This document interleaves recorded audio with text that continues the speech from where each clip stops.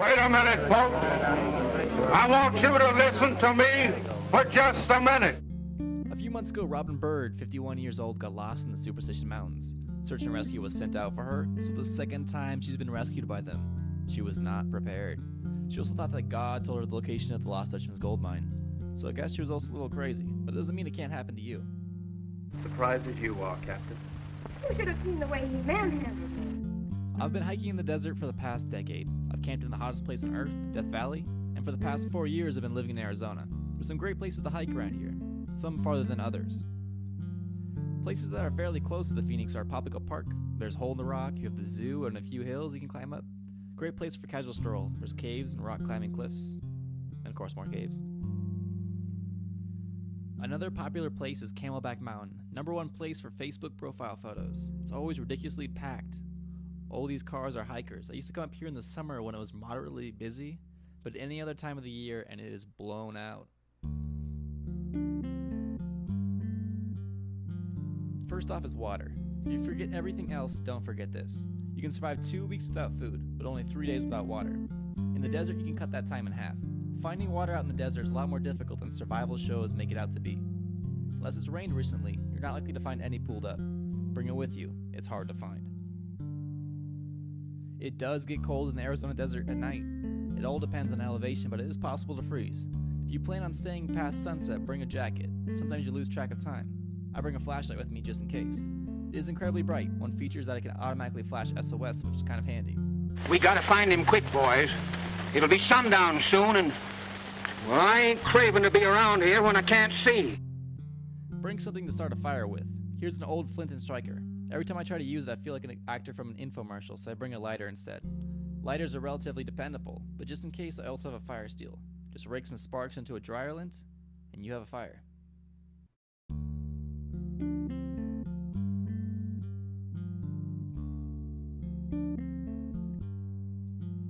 Bring a knife. Even when Bear Grylls from Man vs. Wild gets dumped in the middle of nowhere, he at least brings a knife with him. Bring a sharp knife. Swiss Army knives are cool if you want to open a bottle or need a screwdriver, but the blade is often very dull. If you have to make a choice, ditch the Swiss Army knife and get something sharp. The guy from 127 Hours wishes he brought a better knife. I didn't realize that things would end the way they did.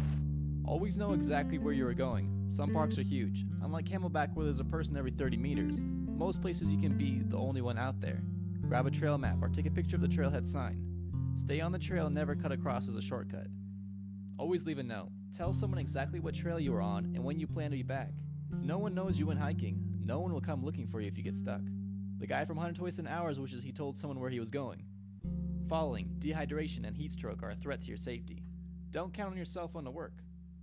Another threat is the animals, particularly rattlesnakes.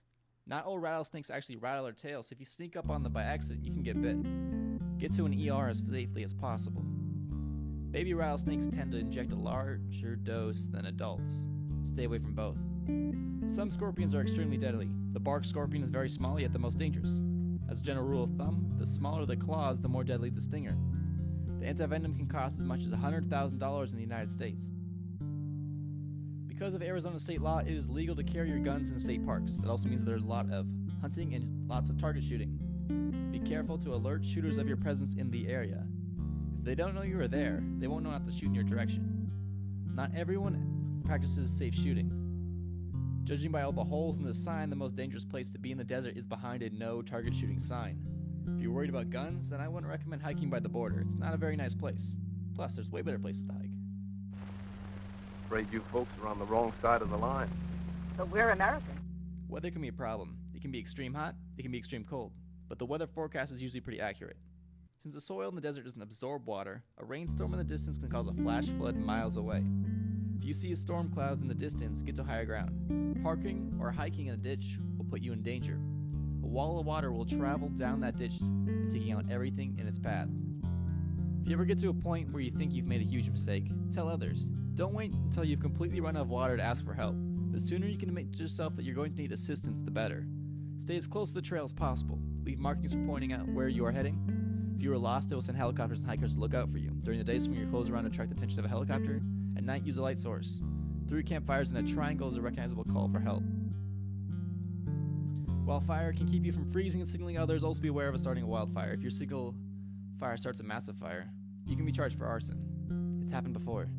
Also, don't throw your cigarette butts into the bushes. That's pretty obvious, though. I'd like to see you make me. Basically, what I'm trying to say in this video is bring water, then bring more water. Leave a note. Don't be like Robin Bird. Be prepared. Bring more water. And if you're not in the best shape, then go check out a city park before attempting the Grand Canyon. Thanks for watching.